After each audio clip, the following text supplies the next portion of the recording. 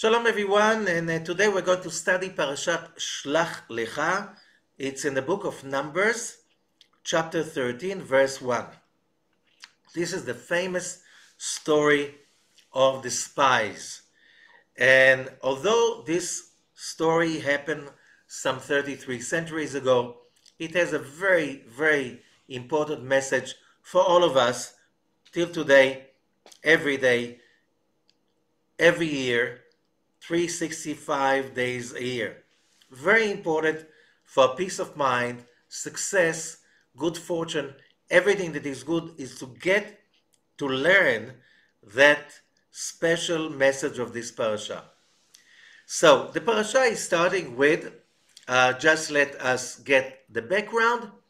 The historical background on a Passover, the Exodus. This is the full moon of Aries, okay, and the Israelites leave Egypt. 6 days later, 7 days later, there's a splitting of the Red Sea. 50 days later, Mount Sinai revelation. Okay, a year later, after Mount Sinai revelation, a year and 3 weeks, the Israelites are right now standing at the gates of the Holy Land. They're right now south of the Negev, the southern part of Israel, and they're just ready to move in, take over the country, the promised land, and settle finally in the promised land that was promised to Abraham, Isaac, and Jacob, that Moses promised them, that God promised them on Mount Sinai, and they're going to make it happen. So we are talking about that this story is happening on the new moon of Cancer, the month of Tammuz, when the 12 spies are leaving for touring the country, the promised land, and they come back 40 days later, after 40 days traveling the promised land, they come back on the 9th day of the month of Av. So here goes the story. So the story starts, and that's the name of the parasha, Shelah-Lekha, which means God speaks to Moses, saying, Shelah-Lekha, send for yourself, which is a whole big debate about what does it mean for yourself. Send for yourself people via Torah, and they should tour the land. The verb is vayatur. You can hear it in the Hebrew word tour. That's the same word of a tourist. And they will tour the land, which means they will go all over the country, the land of Canaan, asher ani noten livnei Israel, that I am giving to the children of Israel. Ish echad lemate avotav. Each person of the 12 represents the tribe, his own tribe. Tishlachu kol nasi b'im, which means the one who went was the president of the tribe, the one who's the highest in rank of the whole tribe. Vayishlach otam Moshe, that's verse 3. So Moses is sending them Mimidbar Paran, from the desert of Paran. The desert of Paran is the desert between the Negev and Sinai. Al pi Hashem, by the order of God. Kulam anashim, each one of them is a real, special person. Rashei bnei Israel hema, they are the heads of the children of Israel. Ve'ele shmotam, and these are the names. And there's a list of the names of those 12 great people that were sent to tour the land. And then, the last verse of this, verse 16, and it says, Ele shmot anoshim, these are the names of those people, asher shalach Moshe latur et haaretz, that Moses sent to tour the land, vayikra Moshe leHoshea bin Nun Yoshua. And Moses calls Hoshea bin Nun Yehoshua, Hoshea bin Nun was the closest person to Moses. He was the person that replaced Moses when he passed away as the leader of the nation. Yoshua is the one who led the children of Israel 40 years later into the promised land and got them to settle each one in his place.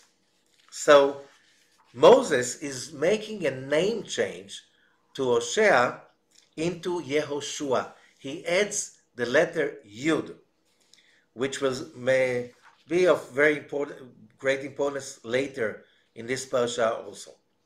And then Moses is asking them, like, you go and tour the land.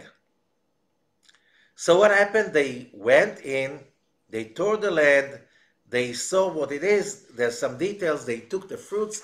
Very famous picture of two people carrying a whole cluster of grapes, which means there were huge grapes, huge pomegranates, huge, everything was special and different. Okay? We can go into that details later on, but there's something very important we have to understand for our own good. And that is the reason why the Torah is telling us a story. Okay? Okay, we are not reading a story about some people that lived long time ago. The Torah is not telling us history. The Torah is giving us tools to get the best out of whatever we are doing daily, today, okay, for each one of us. So the story goes on. They went, they saw the special country. You can read the book of Numbers, chapter 13. When they come back 40 days later, and they come and stand in front of the nation, and they say this is a land of milk and honey, verse 27. However, Ki az ha'am hayoshev ba'aretz, I'm reading verse 28, the people living in this country, they're very powerful people. Ve'arim betzuot, the cities are very fortified. And we also saw giants in that land. Amalek yoshev be'eretz HaNegev, in the Negev, which is the gates, if they are in the desert of Paran, getting into the Holy Land, the Promised Land, they have to cross through the Negev, which is where the Amalekites are sitting. Now, everybody knows if there's one nation the Israelites are afraid of are the Amalekites. The Amalekites, how do you identify Amalekites? So some say the Amalekites attacked the Israelites after they left Egypt. The whole world was afraid, shivering. Because of the miracles God did in Egypt, nobody dared to touch the Israelites. One nation, Amalek, attacked the Israelites in the desert, attacked the weak ones, the tired ones, the ones who were lagging behind. Why? Because they were Israelites. So when you see people attacking Jews all along history, we know the disease. It's called anti-Semitism. And they're attacking them, hate them, try to kill them just because they are. They never did anything to you. You don't even know them. That's a very famous disease till today. So the Amalekites were living in the Negev, and the Israelites were kind of touchy about this issue. So when the spies, the leaders, say these words, we go to verse Lamed 30 in chapter 13. Vayas Kalev et ha'am. So Caleb, him and Joshua did not fall into really bad-mouthing the promised land. Vayas Kalev, and Caleb simply tries to stop them from talking. Vayomer alon na'aleh. We should come up and inherit the land. כי יכול נוכל, we can make it. ואנשים אשר עלו עמו אמרו, לא נוכל לעלות, אלא העם כי חזק הוא ממנו. So the other 10, so now the group of 12 leaders divided into two. Two said, Joshua and Caleb, we can do it. God is with us. We won till now. Just think about it. We can do it. We can make it. The other 10 said, no, those people are stronger. Now just think about it. Just logically. Who were the Canaanites at that time and who were the Egyptians? The Canaanites till the Exodus were slaves, servants, vassals of the Egyptians. Okay? The Egyptians control them. Why? You know, whoever knows to compare the Egyptian empire with the third world country Canaan, the promised land, it's like there's nothing to compare.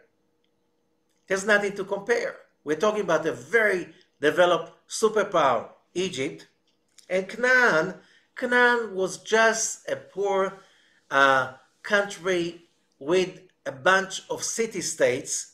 Each one of them was so tiny relatively to all the big Egyptian cities. So how could somebody, after you see how God with the 10 plagues brings the Egyptians to their knees, how can you come up and say, we dealt with the Egyptians, the superpower, the biggest and most powerful superpower in that area of the planet, maybe even the whole world, who had the ability to build the pyramids and to build such a powerful empire like Egypt. And now that the Egyptians, after the Israelites weakened the Egyptians had to withdraw from Canaan. Okay? They had to withdraw from Canaan. So what's left? Now they were like the Canaanites, like suddenly they're a free country. Not because they won their independence from the Egyptians, just because the Israelites weakened the Egyptian empire so they could not continue to control and rule Canaan.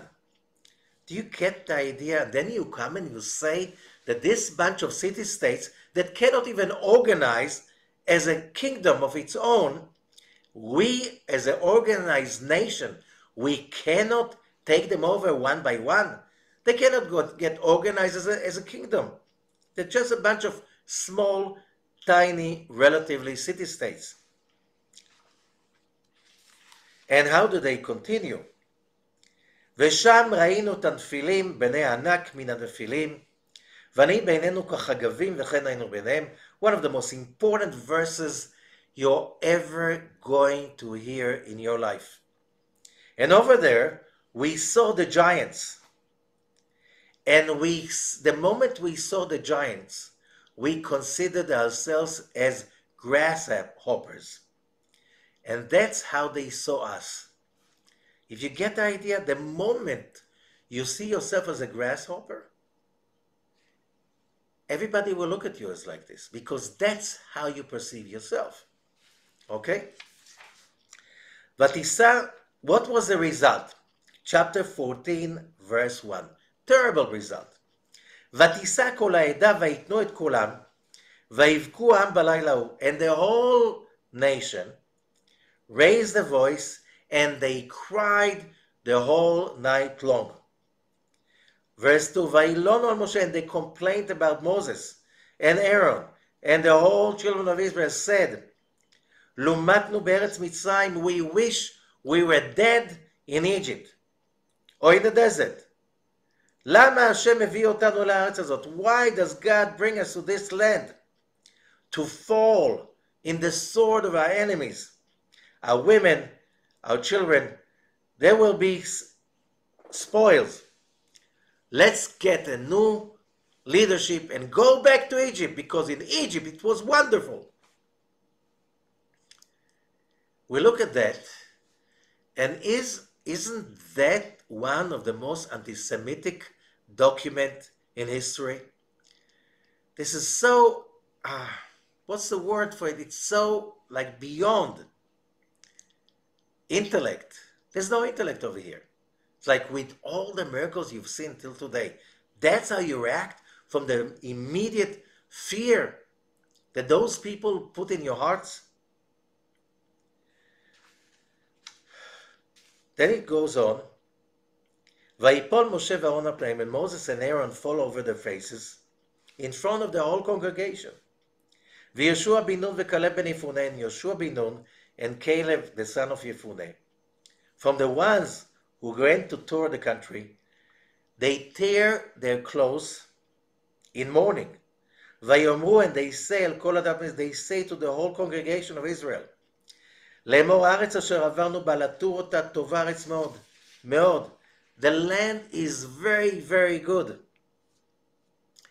Verse 8, אם חפץ בנו אדוני, והביא אותנו לארץ הזאת, ונתנה לנו ארץ אשר היא זבת חלב ודבש. This, if God wants, He can bring us. He wanted, He took us out of Egypt. What were the odds? Nothing. What were the odds we can survive walking through the desert without water and food? We survived it. All by miracles. You've seen the miracles daily. It's just the will of God. And now we're coming to a land that is a land of milk and honey. Do not rebel against God. And you, אל תראו את עם הארץ, do not fear the people of this land. לחמנו הם, they are our bread, we'll eat them for breakfast. שר צילם עליהם, if you see deeply, if you see their culture, whatever they are, who they are, they have no shadow, which means it's a hint. Because the Torah explains in other places, 30 days before a person dies, his inner shadow goes away. What these people are saying, Joshua and Caleb, they're already dead. We just have to come and do, and they're gone. It's just an illusion.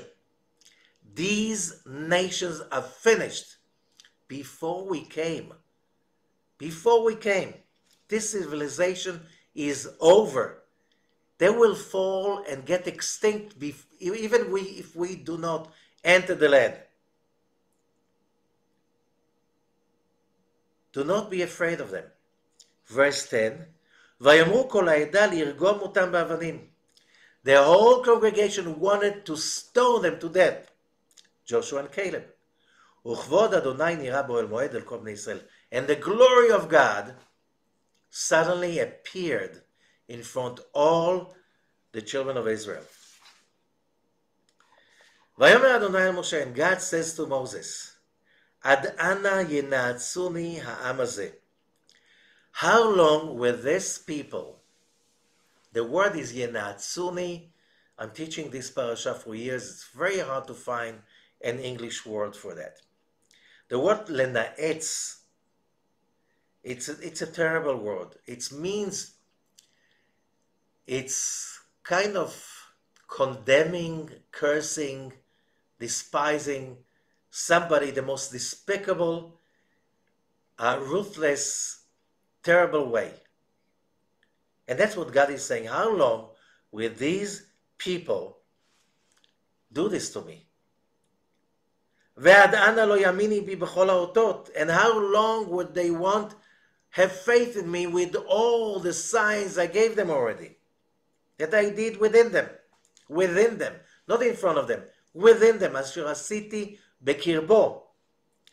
הכנו בדבב והורישנו ועשה אותך לגוי גדול.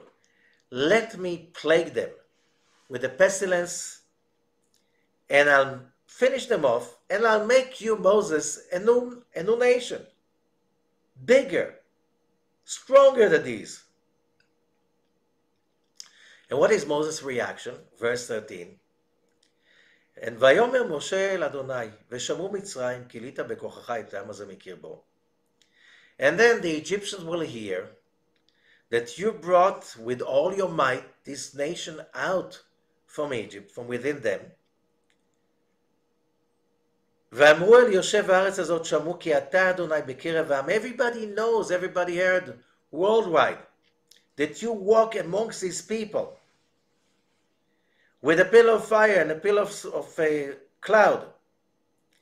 ועמדת את העם הזה כאיש אחד, and you will kill all of them as one person. What the other nations will say about it? They will say God does not have enough power to bring his people to the land that he swore to them. Ve'ata, verse 17. And now, Yigdalna koach Adonai. Let the power of God rise and grow. And in the word rise and grow, there's a big letter Yud. Remember, Moses added to Hosea, he added Yehoshua, and now he added a Yud. And now he adds a big Yud in the Torah. There's a big Yud. And he says over there, he brings in the tool that God gave him in the previous crisis, the sin of the golden calf. He brings here from the 13 attributes, because God taught him. Whenever things are going crazy and dark, remember the 13 attributes. Moses is using here only 9 of them. And after he brings them over and he says, that's the next two verses, verse 19, Slachna lavon ha'am hazeh. He says, please forgive to the sin of this nation with the greatness of your grace. And the same way you carry these people till today, and you tolerated them, continue.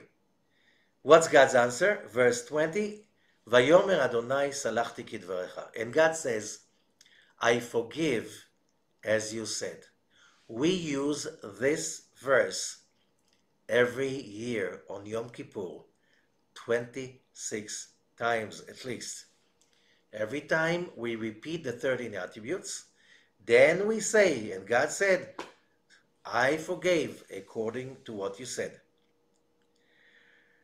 Okay, what's in it for us? So, what was the result, just for the people who did not remember? The 10 people who spoke evil, bad mouth, the promised land, they died on the spot.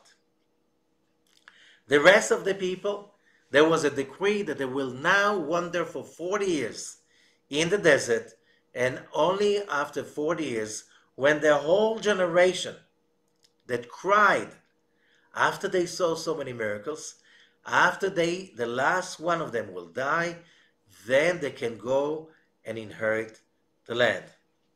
That was a decree. And במדבר הזה יפלו פגריכם, verse 23.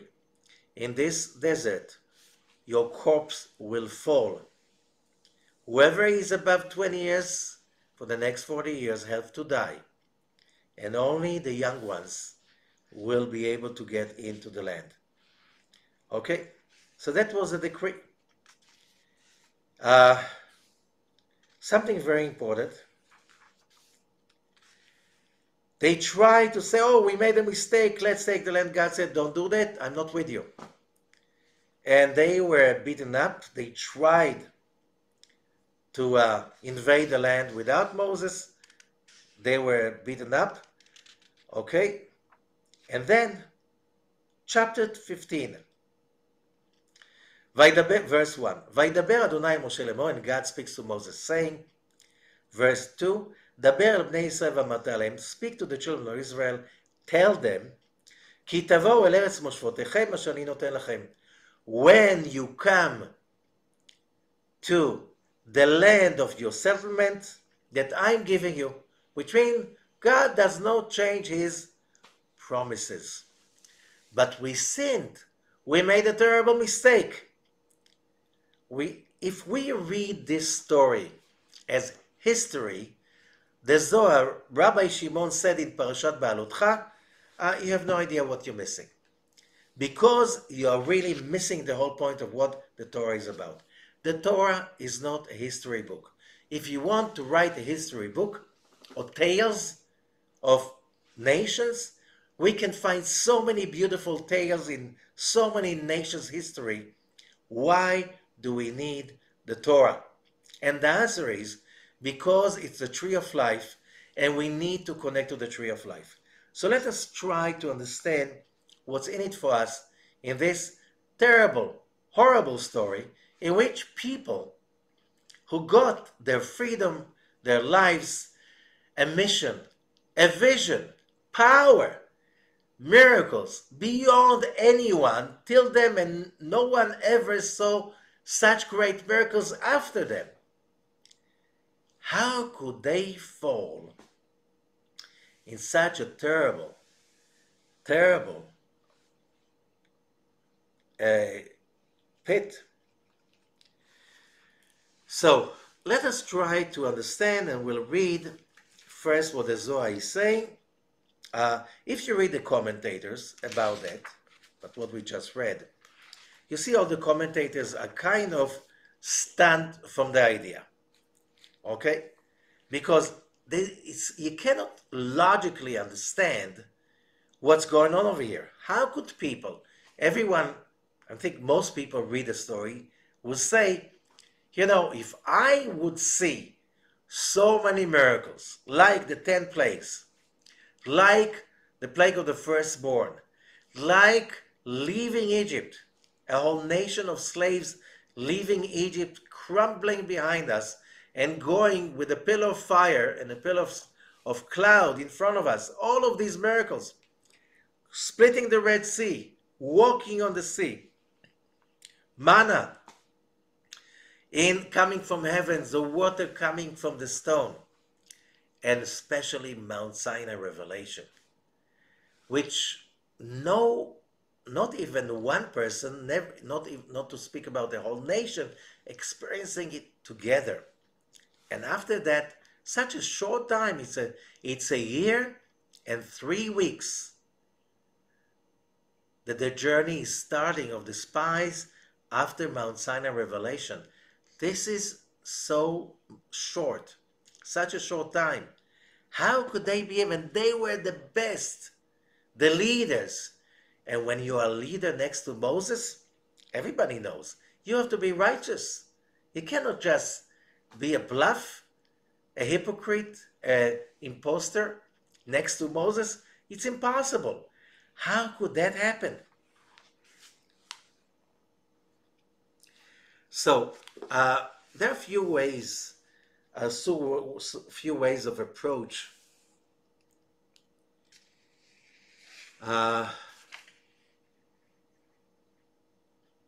If you read the Nachmanides or the Orach Chaim HaKadosh, Rashi, it's not very clear. But that's why we need, how did they do that? How could that happen?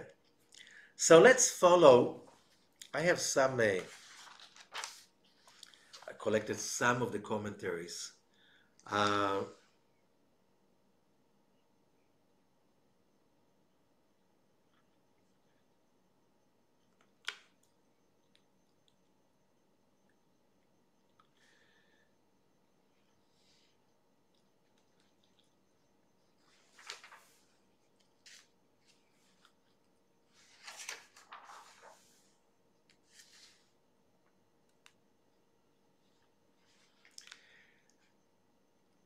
Okay, so, you know, I would like to summarize the whole thing. There's one important thing.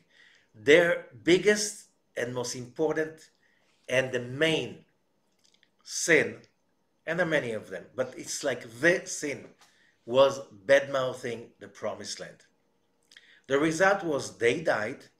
The rest of the people, the whole nation, listened to them. And they could not enter the promised land, had to die and be buried in the desert. And all of that because of what? So the Zohar is teaching us something very important. You know, the commentators are saying, and there's a debate, was that right to send the spies in the first place? and there's a debate. And the moment we know there's a debate among the greatest commentators, like Rashi, he lived in the 11th century. The Nachmanides lived the same region, West Europe. One Rashi in France, Nachmanides in Spain, okay, in Catalonia. But they were speaking about, was it the right thing to send the spies if you trust God? And they say, in a way, not. Why? You're going to conquer a land. It's only natural you'd like to make a plan. If you know the 45 cities, you have to organize all the materials and the weapons for a siege. If the cities are not fortified, that's a different warfare. You need different kind of equipment, arms. You have to know how to plan. Everybody does that. Nobody attacks a country without knowing how the land is laid in front of you. You need to make that plan. So logically, there's nothing wrong with it. Although Moses is saying, you demanded, you forced me to send that mission. Okay, so what does it mean? I should not make a business plan when I'm starting a new journey, making a business? Okay, what are you talking about? And all of them come to the most important thing. If you make a business plan or you do not make a business plan, there's something more important than the business plan. Yes, logically, you should make a business plan. By the way, how many times there is a connection between the business plan and what really happens? Many times, I would say most of the times, there's no connection. You plan one thing and what comes out is something totally else, and it's good that it's like this. Because many times after you finish the project and you say, thank God, it did not work the way I planned because God had something better for me. Okay? And many times there's a problem. Because we are so focused on the business plan, we miss our greatest opportunities. So what's the right thing to do? Making a business plan, making a research, market research, or planning ahead, or should we go with blind faith forward and God will help us, everything will be okay? What's the right thing? That doesn't matter. There's something much deeper. Look at it. So I'm reading from the Zohar, Zohar Perusha Sulam, verse 8. I think you're starting to get that what we are talking about is something that applies to each one of us. We need to plan the year ahead. We need to plan how do we make our money and how do we spend it. We need to plan how to run our household and our business. Without planning, it will never work. You can't just live of whatever comes by. However, verse 8 in the Zohar Perusha Sulam, תחזי, משה הווה שמשה, ובאה לעלה להרעה. אמר לקודשא בריחו, משה כד עתי נהורה דשמשה, התקלו סיירה בגבי. השתא דאן שמשה, איך יקומון כחדה שמשה וסיירה. לא נעיר סיירה אלא בשעתה דתקני שמשה. אבל השתא, לית אנט יחיל. אי תבעה למינדה מינה, שלח לך אנשים לגרמך, והגיע למינדה. Come and see. Moses, if we want to try to understand the story, you can compare Moses to the sun. You know, the sun is shining every morning. The sun is the most dominant heavenly body in our lives. If God forbid something happened that the sun disappeared, we are done. We're finished. Without the sun, even at night, the earth does not rotate around it anymore as a center of our system. It's called solar system, the system of the sun. We get the energy for our life, most of it, over 99.99% from the sun. If we don't have this energy, we're finished. Okay? And Moses was or could be related to the sun. He was dominant, he was shining, he affected every aspect of the lives of the Israelite at that time, from the Exodus till that moment. And Moses wanted to get into the land. אמר לו הקדוש ברוך הוא, but God said to him, Moshe, כשבאו השמש הרי נכללה הלבנה, שהיא המלכות בתוכו, ובחינתה אינה נראית. אתה שאתה הוא השמש תיכנס לארץ שהוא סוד הלבנה, דהיינו המלכות. איך יעמדו יחד השמש והלבנה? Moses, you are like the sun.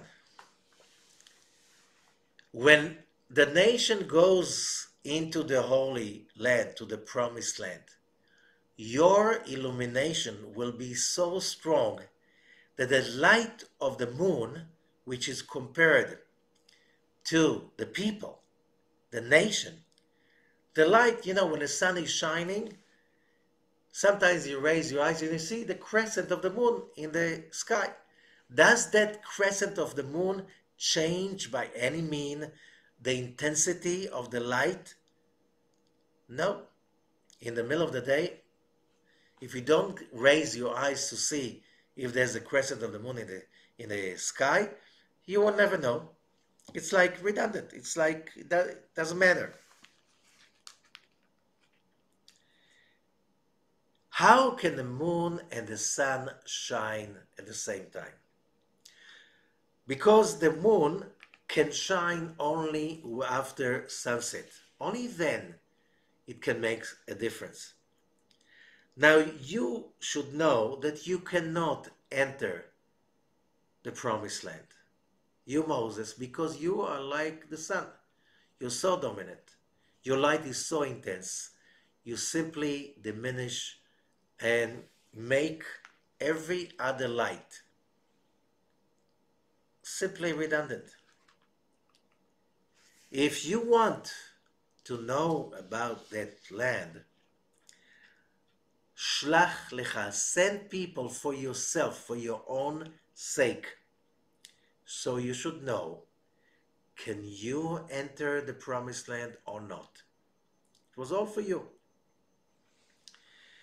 Come and see, continue the Zohar. Moses, if you're going to say that he had no idea that he cannot enter the Promised Land at that time, of course he knew. He was very wise.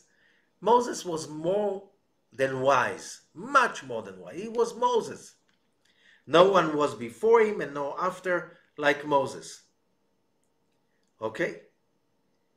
However, he wanted the taste of the land of Israel just before he leaves. So he sent those spies. Because they did not bring the proper answer, he did not send them another time, till God showed the land to him. And it says just before Moses left this world, God told him, Alel har Avarim, come up to the Mount of Avarim, and see the land. וכתוב, ויראו השם את כל הארץ, and it says, and God showed him the whole land. ולא זה בלבד הראה לו, not only the land he showed him, אלא כל אלו המנהיגים עתידים לקום בכל דור ודור, he showed him all the leaders that are going to be in every generation till the coming of the Messiah. So, כיוון שהתחיל משה לשלוח, so when Moses is sending the spies, he's giving them a hint, and he's asking them, is there a tree? וכי מהו שמר זה? Why did he ask him for the trees? Why he didn't know if there is a tree or not? Moses, he could have an astral projection, send his soul, and tour the land by himself. He could make the map much more exact than the spies. Why did he send them? He sent them because he wanted to know if the people are ready to inherit the land. And he got his answer. They were not ready. They were still a bunch of slaves in post-trauma. They were not ready to take responsibility and to establish a new country, a new nation. They were not ready. So when he says, is there a tree? Look, the sin of the spies was terrible, which means once speaking bad about Israel, this is the promised land, the holy land. Billions of people think for thousands of years that this is the world navel. Okay? And more people feel that and think that whoever comes to Israel feels there's something special over here. So now you're giving this country, God is promising you, whatever he promised you, he gave you, and you can't simply follow with after all of these miracles. So in order to fix that, we have to understand after the exile of so many centuries, and the land was so desolated. If you read all the documentations of all the people that did surveys in what is today Israel in the 19th century, before the big waves of Jewish immigration started to come, there were no trees. So we planted trees. There were no roads. We paved roads. That was rebuilding a country from nothing. It was one of the most cursed countries in the world. If you read, let's say, there were so many travelers who visited the country in the 19th century and wrote horrible descriptions of how the land looked like. People drone how desolated the land looked like. Jewish people, moved in wave after wave, wave after wave, in spite all the hardships, in spite all the resistance of the governments at that time. First the Muslim government, the Ottoman government, then the British government. There were so many obstacles, man-made, nature-made. In the beginning, nothing was growing. Swamps and deserts, mosquitoes, malarias, everything was so deadly. And the robbers on the road, the pirates on the road, was not an easy place to live in. It was almost impossible. Nobody complained there are no trees, so you plant trees. And it took decades till the trees started to grow. That was kind of a correction of the sin of the spies. Because at that time, when they saw the land was covered with woods, heavy woods. Okay? So there were trees, but Moses was trying to look for something else. You ask, he didn't know if there are trees in the land. But Moses said as followed, if there is a tree, I know I can enter the promised land. What does it mean, a tree? The tree of life. If the tree of life is there, I can enter. If not, I cannot enter. What does it mean? If this is the promised land, this is the holy land, there's a tree of life over here. It is all relative. And that's our biggest lesson over here. Remember one thing. Every person has his own promised land that God is leading him or her to conquer, inherit his promised land. It's the profession we have to reveal. It's the qualities we need to develop so we can become a light to the rest of humanity because of the qualities each one of us possesses. It's the life that I have to build. It's everything. God prepared for each one of us its own promised land. It's waiting for us before we were born. The question is like this: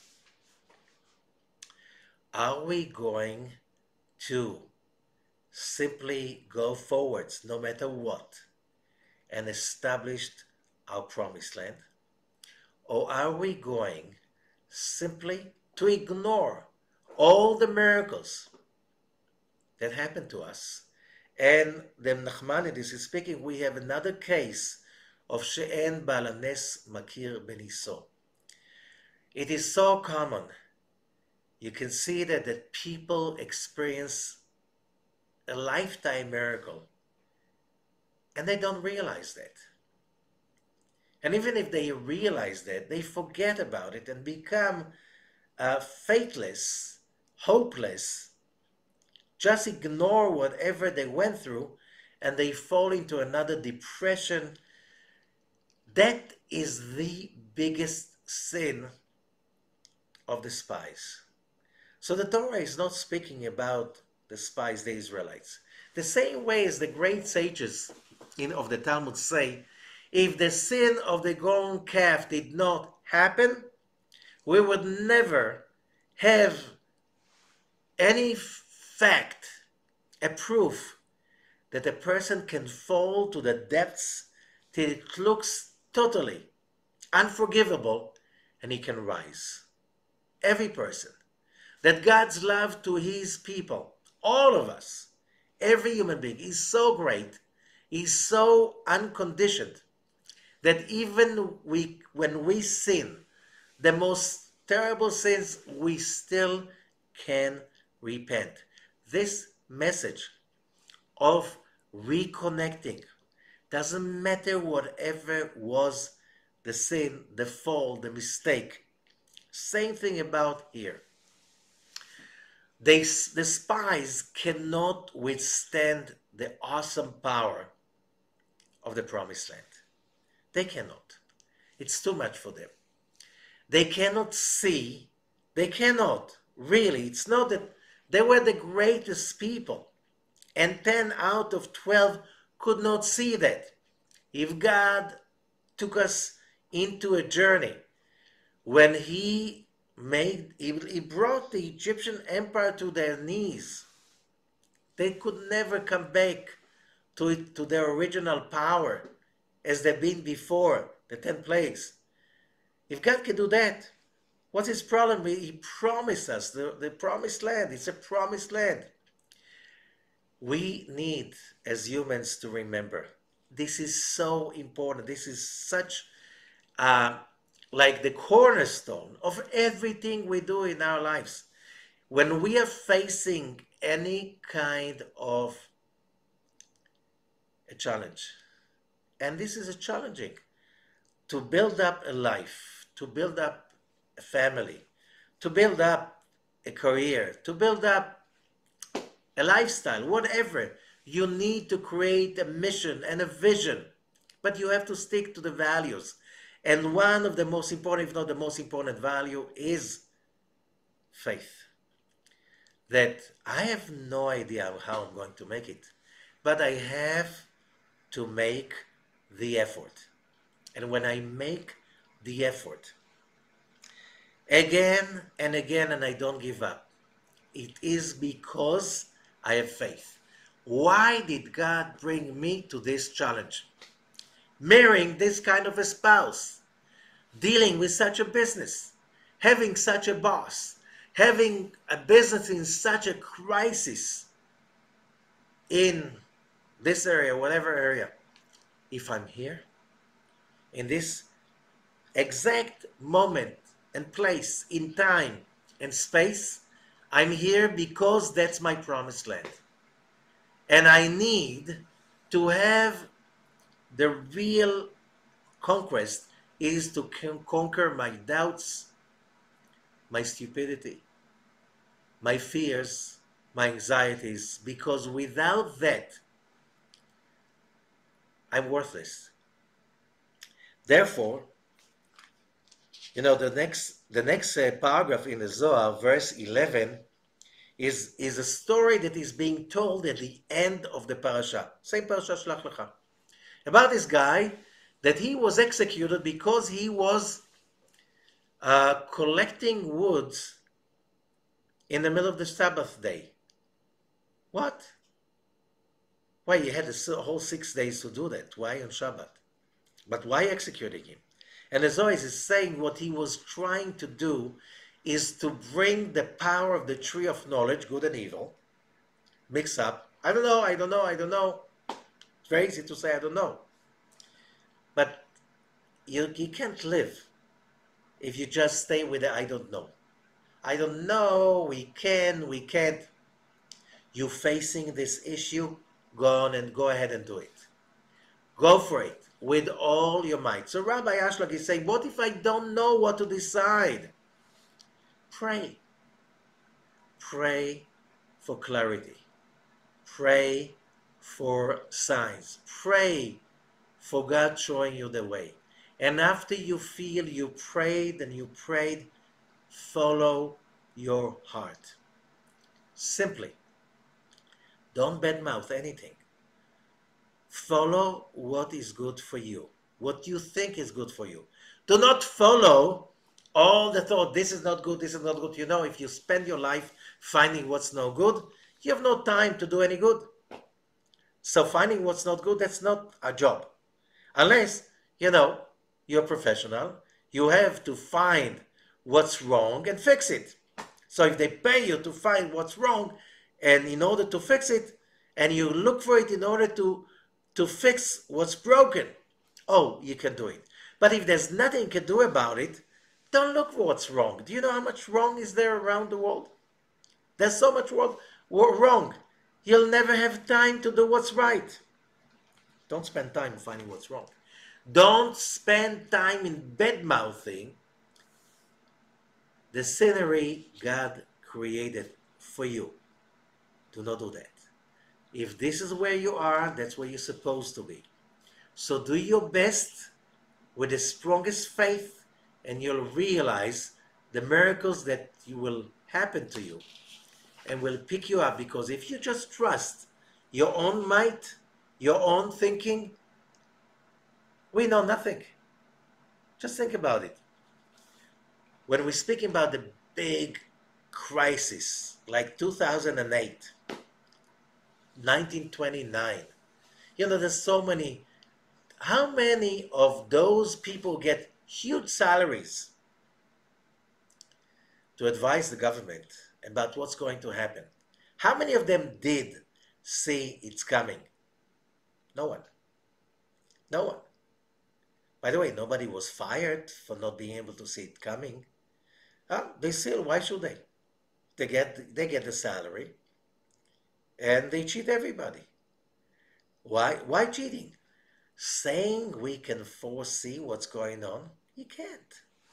You can't. So that's when you bring in the tree of knowledge in the place of the tree of life, you bring in the doubt into that place of holy faith and certainty. That's death. You just connect to that on your own. So that will lead us to verse 18 in the Zohar of this parasha. And this is very powerful. Rabbi Chizkiah and Rabbi Isa, they were walking on the road. אמר רבי איסא לרבי חזקיה, רבי איסא is telling רבי חזקיה, אני רואה בפניך שיש בך יראה, I can see you have a thought, share it with me. אמר לי, הרי ודאי, he said, of course I have. מקרא זה הסתכלתי בו, I was thinking, contemplating on this verse. It's a verse from the book of Ecclesiastes, chapter 3, verse 19. That, of course, this book was written by King Solomon. And Solomon said, כי מקרה בני אדם ומקרה הבהמה, מקרה אחד להם. Again, Ecclesiastes 3:19. What happens to people, what happens to beasts, same story. No difference. And Rabbi Chizkiah continues, we know to all what King Solomon said is very high words of wisdom. You can't just understand it in one shot. You have to contemplate on this verse. כי נמצא כאן פתח לאלו שאינם בני אמונה.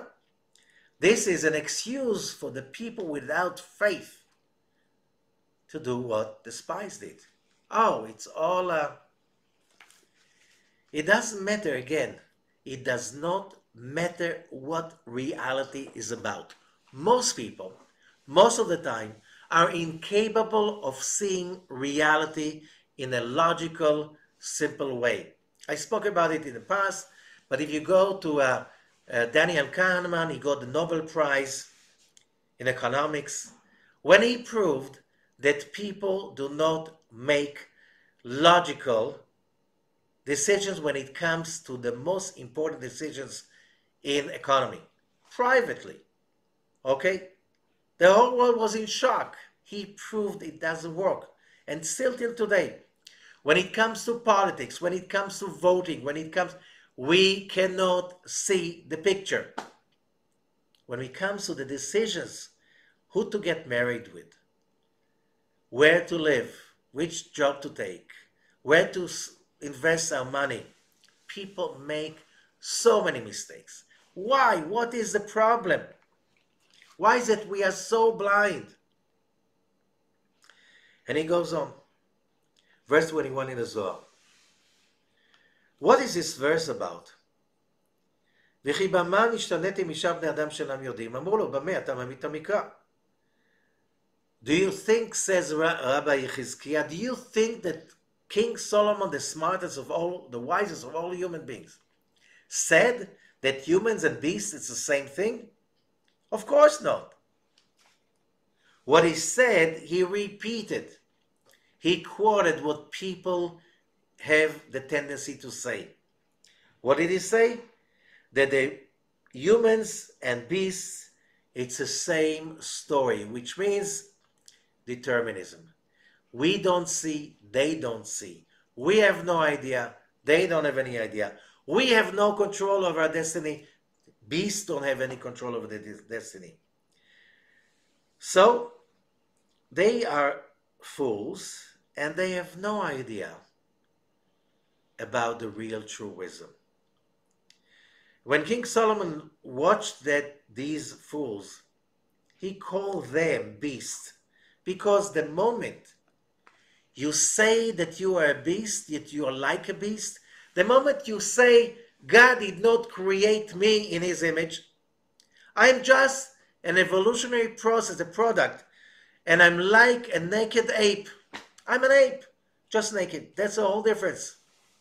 We hate like them, we're afraid like them, we have passions like them, we have lust like them, we have ego like them. What's the difference? We're just a little bit more sophisticated. There is no divine human soul, godly spark in a human being. And King Solomon said, this is really a problem. Because when you say things like this, you become like this. The moment, which means we have no choice about what's happening to us. We have no choice, free choice, because things happen because of all kinds of reasons. You see smart people making mistakes. We see people not so educated, and you think they're fools that thrive and then they fall. You have no idea what is the rule. And King Solomon is saying, when you say, it's all just simply, if you have good luck, you have bad luck, good fortune, bad fortune, nothing to do with what you are and who you are. It's like beasts. It's all about probabilities. It's all just playing a roulette. There's no divine intervention. There's no divine power. We're just beasts. There's no magic in our lives. When you speak like this, you are a beast. Because your holy spark is somehow shut down by your own behavior.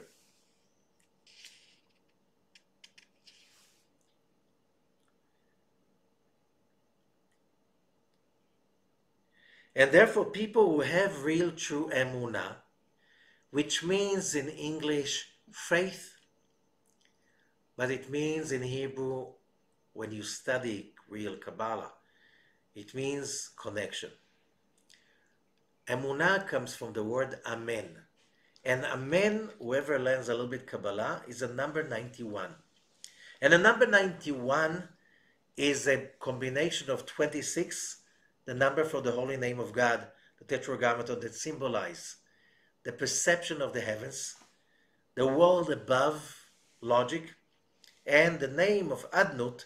This is 65, numerical value. This is this world of judgments, physicality, challenges, and limitations. When you connect both worlds, 26 and 65, you get 91, which is Amen.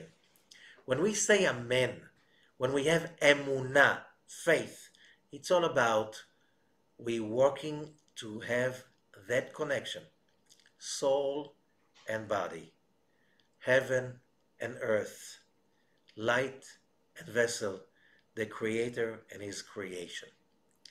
When we are really committed for that, we will never complain.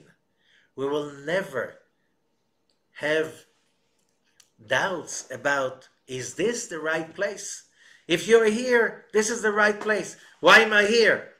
You need to make a yichud, a connection between the heaven and the earth in this place.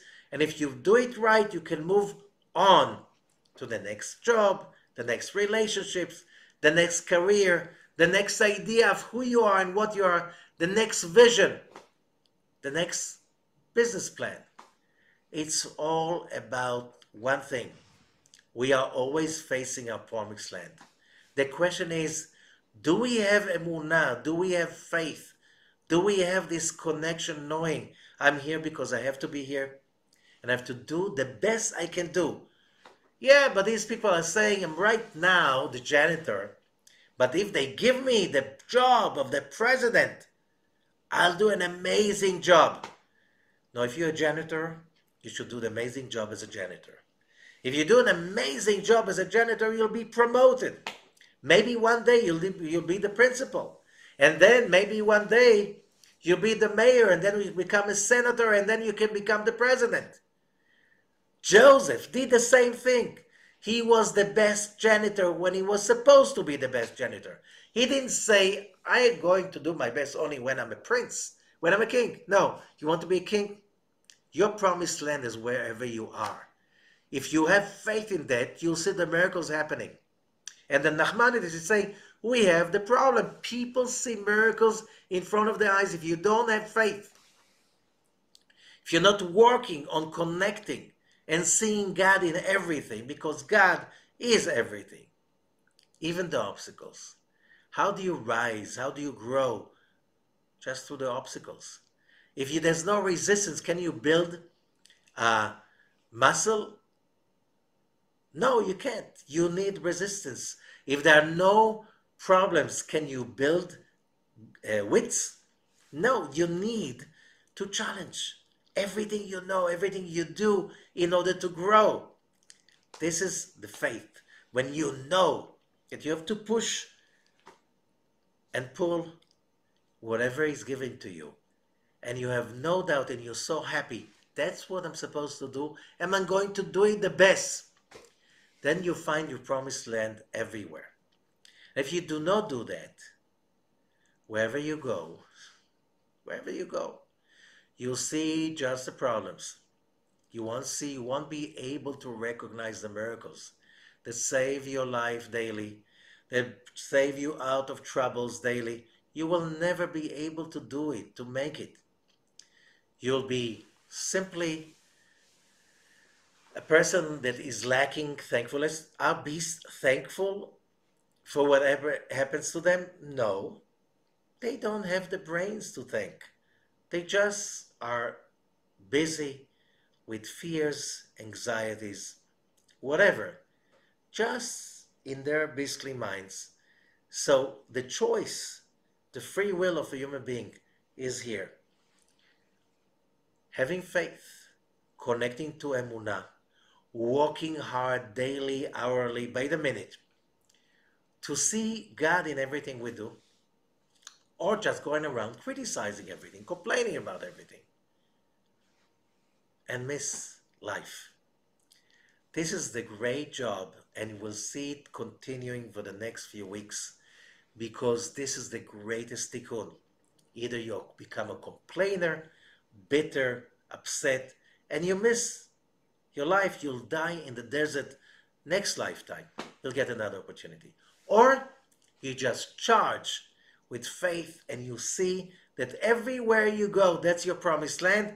And when you do the right thing, you get an upgrade to something even better and better and better.